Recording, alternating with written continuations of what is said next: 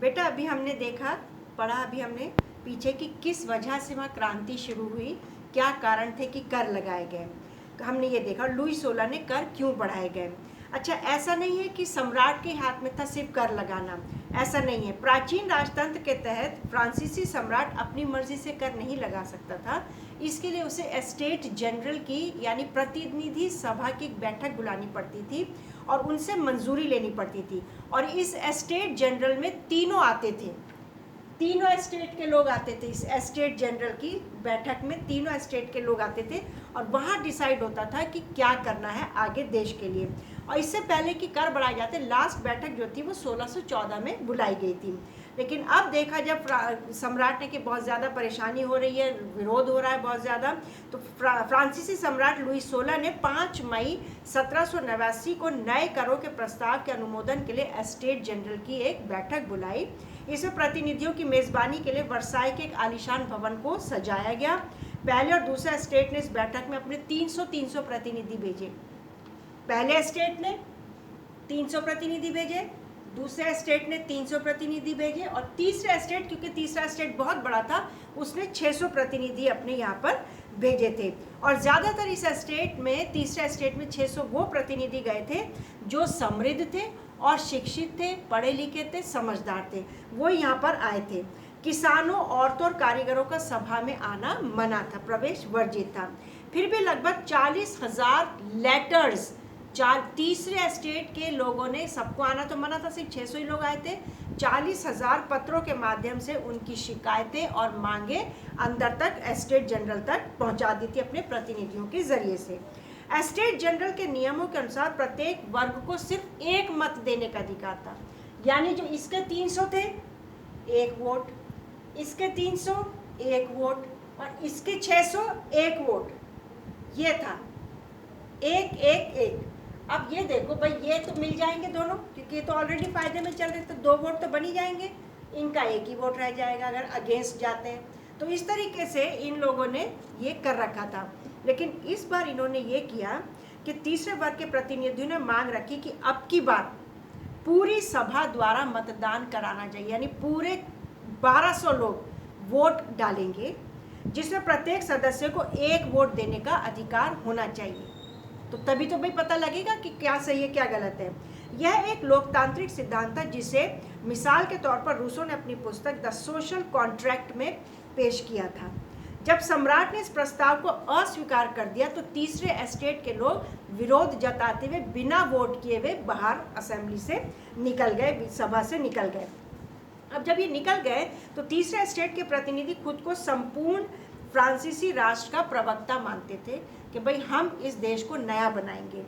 20 जून को ये प्रतिनिधि वर्साई एक जगह है फ्रांस में, वर्साई के इंडोर टेनिस कोर्ट में मिले। उन्होंने अपने आप को नेशनल असेंबली घोषित कर दिया, नेशनल असेंबली घोषित कर दिया तीसरे स्टेट के लोगों ने कि अब हम आज से फ्रांस की नेशनल असेंबली हैं, और शपथ ली कि जब तक सम्राट की शक्तियों को कम करने वाला संविधान तैयार नहीं किया जाएगा तब तक असेंबली भंग नहीं होगी। उनका नेतृत्व, यानी इनके जो लीडर्स थे वो थे मिराबियो जो था वो एक कुलीन परिवार से था, लेकिन उसको ये लगता था कि जो ये लोग आवाज़ उठा रहे वो सही आवाज़ उठा रहे। मिराबियो जो था वो कुलीन वर्ग से था, लेकिन वो सामंती विशेष अधिकार वाले समाज को ख़त्म करना चाहता था। हमेशा हर ग्रुप में एक से ही लोग नहीं होते, अलग अलग सोच विचार के लोग होते हैं। तो जो लीडर थे, इनके 2 लीडर थे, मिराबियो और आबे। ये दोनों ही तीसरे स्टेट के लोग नहीं थे, ये दोनों ही अलग। मिराबियो जो था वो कुलीन वर्ग का था और आबे जो था, आबेसिए, वो पादरी वर्ग से था। लेकिन इन दोनों को ही लगता था कि जो तीसरे स्टेट के लोग कर रहे हैं वो सही कर रहे हैं, इसलिए इन दोनों ने इनका साथ देना शुरू किया और इन्होंने फिर इनका साथ दिया और ये उनके लीडर्स भी बन गए। और इन्होंने एक प्रचार पुस्तिका पैम्फलेट भी लिखी थी।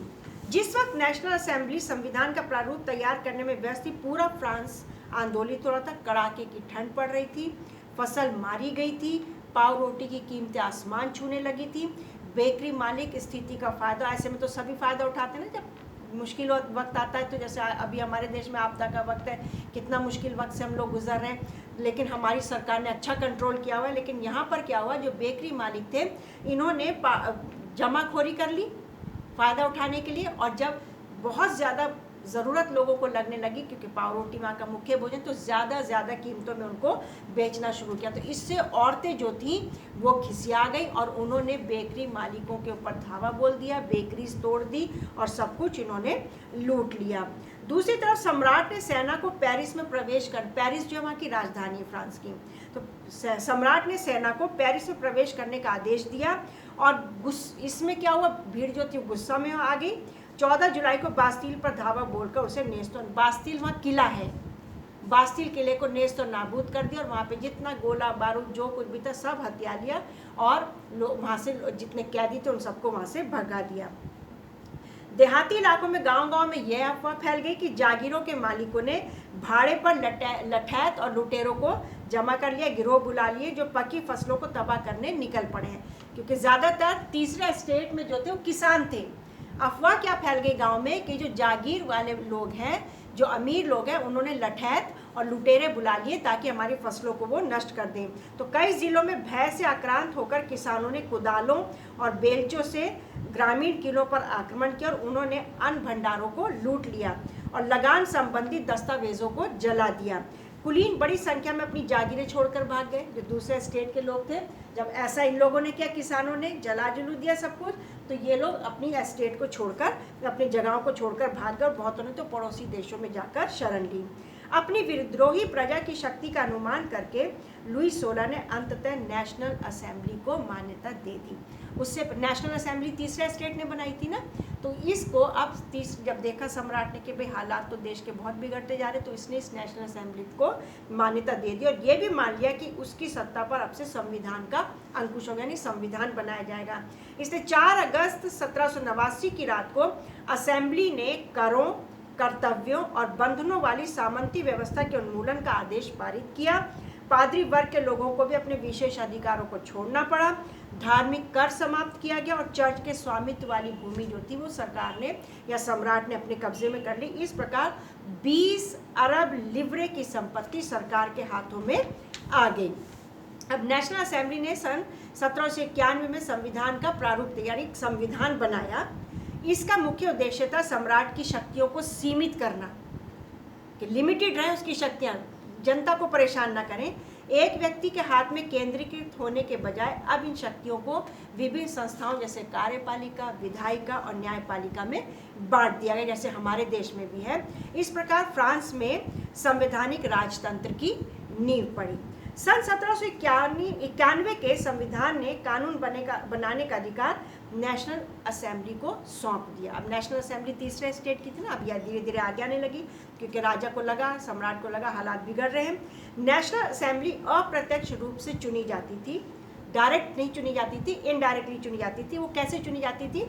सर्वप्रथम नागरिक एक निर्वाचक समूह का चुनाव करते थे। पहले नागरिक जो थे वो वोट देकर एक ग्रुप को चुनते थे, जो पुनः असेंबली के, फिर वो ग्रुप असेंबली के लिए लोगों को चुनती थी।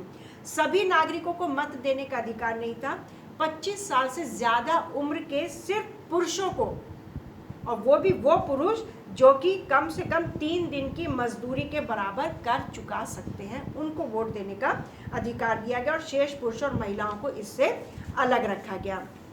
संविधान पुरुष एवं नागरिक अधिकार घोषणा पत्र के साथ शुरू हुआ और ये अधिकार क्या थे? जीवन का अधिकार, अभिव्यक्ति की स्वतंत्रता का अधिकार और कानूनी बराबरी का अधिकार। प्रत्येक व्यक्ति को जन्म प्राप्त थे और इन अधिकारों को छीना नहीं जा सकता था। प्रत्येक व्यक्ति को अधिकार प्राप्त थे और इन अधिकारों की जो 3 अधिकार मैंने बताए, जीवन का अधिकार, अभिव्यक्ति की स्वतंत्रता का अधिकार और कानून में सब बराबर, ये अधिकार इनको सारे नागरिकों को दिया गया और इन अधिकारों को कोई छीन नहीं सकता था।